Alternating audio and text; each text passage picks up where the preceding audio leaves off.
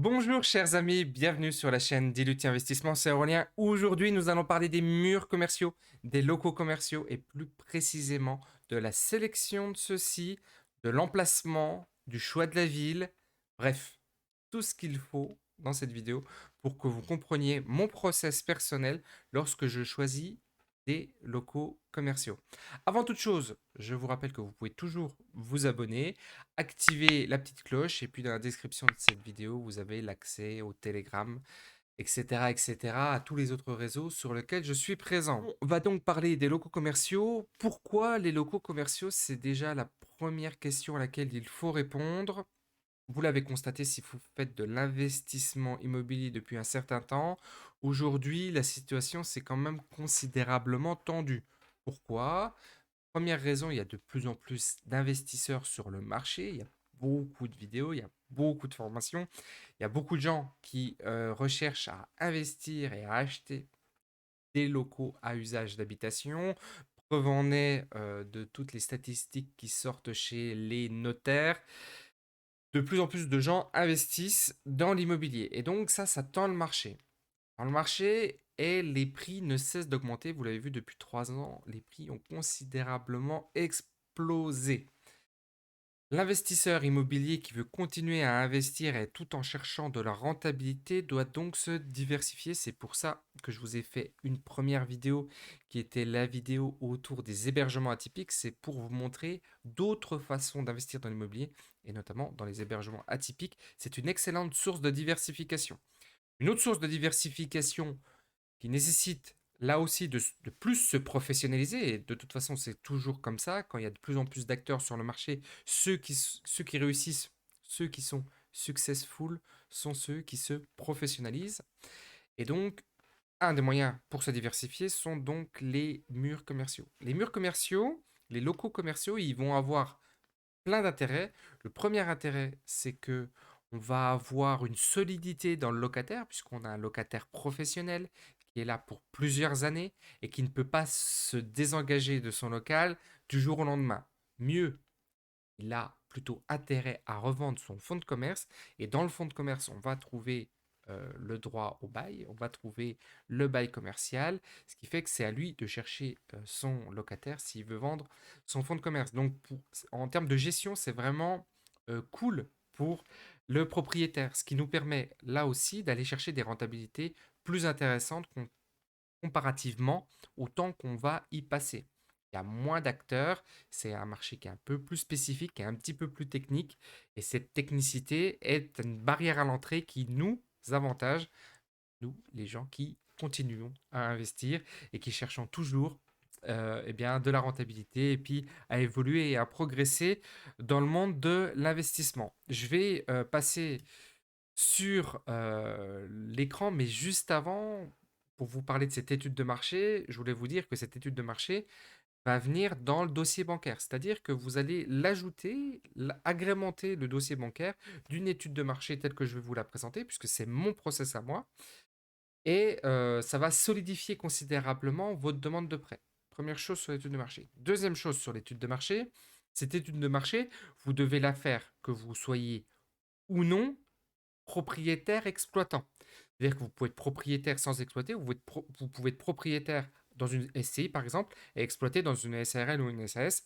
Par exemple, vous pouvez également choisir d'assurer l'exploitation du local que vous engagez, auquel cas il faudra en plus de ça faire un business plan, mais ce sera peut-être l'objet d'une autre vidéo. Vous pouvez me le dire en commentaire si cela vous intéresse. Dans tous les cas, troisième chose, l'étude de marché, quand vous choisissez un local commercial, elle a toujours vocation à prouver, parce que vous devez le faire, prouver que le secteur d'activité que vous avez choisi est le bon. Qu'est-ce que je veux dire par là?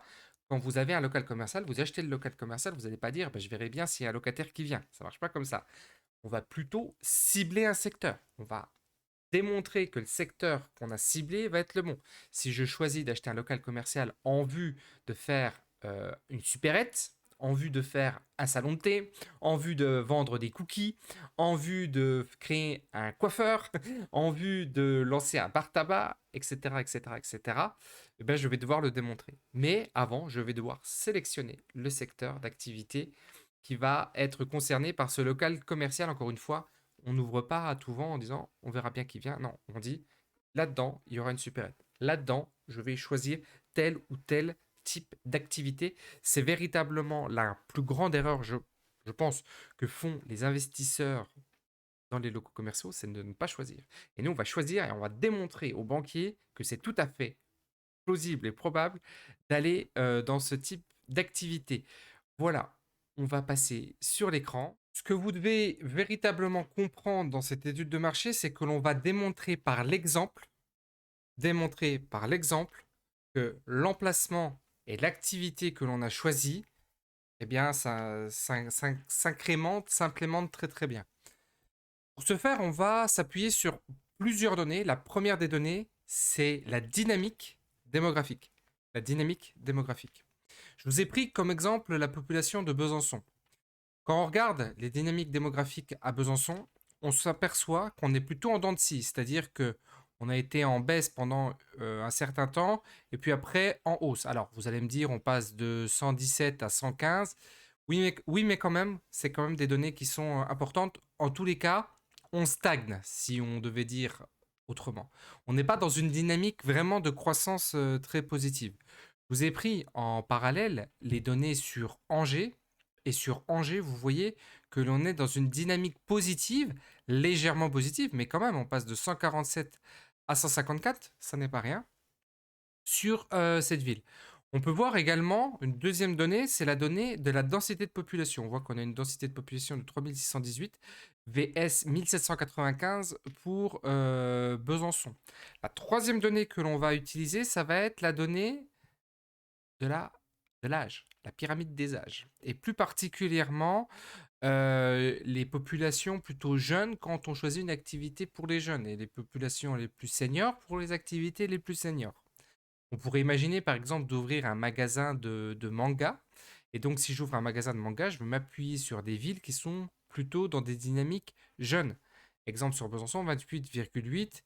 Et exemple sur Angers, 30,3%. Ce sont eh bien, des données que l'on va pouvoir sur lesquels on va pouvoir s'appuyer quand on va faire des comparatifs de villes, par exemple. On va dire, regardez, monsieur le banquier, madame la banquière, dans la ville A, on a cette démographie-là et cette activité située ici marche super bien.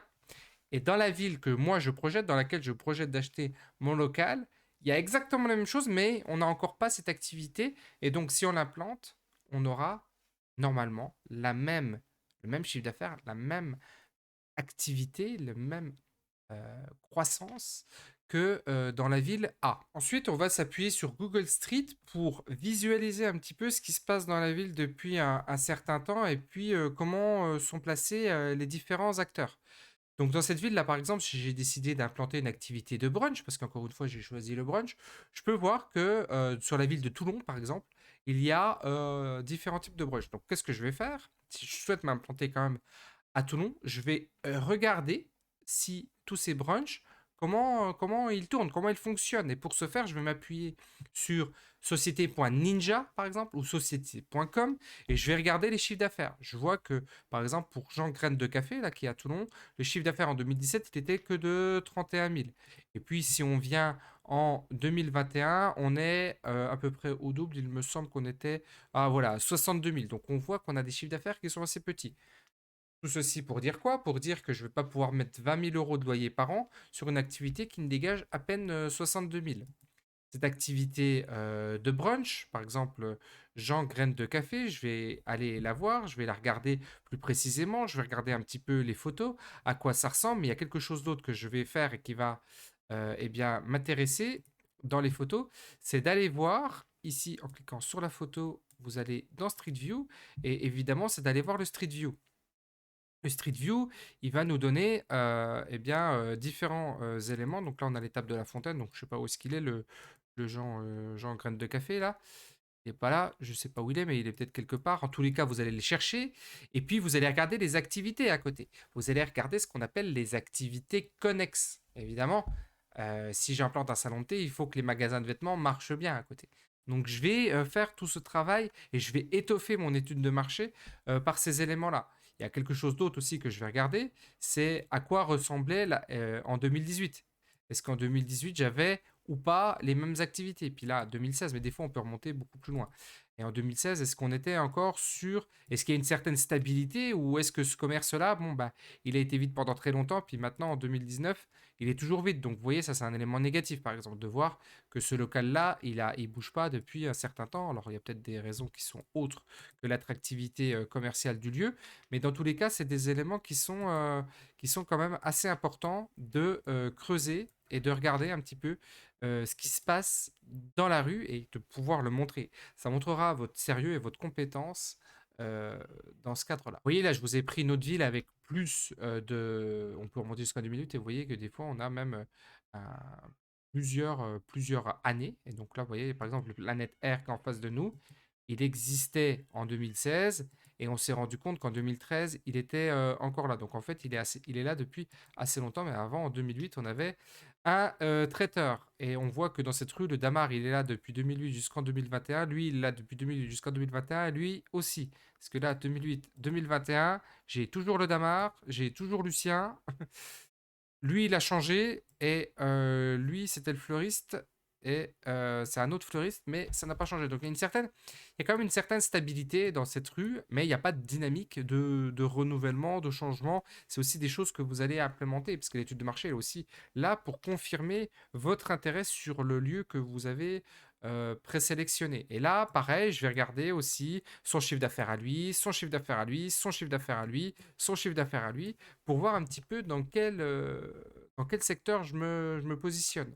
Mieux, je vais même regarder sur un site qui s'appelle DVF, qui est assez connu et qui nous permet, par exemple, si on allait sur Dijon, puisque tout à l'heure on était sur Dijon, je clique sur Dijon, je vais aller dans la ville et puis je vais rechercher ma rue, d'accord? Alors, imaginons que ma rue soit ici, et je vais regarder à combien se vendent euh, les, euh, les différents business, les différents locaux commerciaux. Donc, je vais cliquer par exemple ici. Et vous voyez là, le local commercial, il s'est vendu 146... Pour 146 mètres carrés, par contre, il s'est vendu 420 000 euros. Donc, on peut faire un ratio prix au mètre carré. Et je vais le faire dans ma rue. Et comme je vais le croiser avec Street View, je vais pouvoir voir que, par exemple, ce local-là, eh bien, il a changé. Et donc, en même temps, le propriétaire, il a changé aussi. Et je vais pouvoir voir à combien il a été vendu. Mieux, je vais même peut-être pouvoir voir à quel prix mon cédant a lui acheté le local. C'est-à-dire que la personne à qui j'achète, combien lui il l'a acheté. Des fois, on peut même retrouver ces différentes informations, même si des fois elles sont un peu noyées.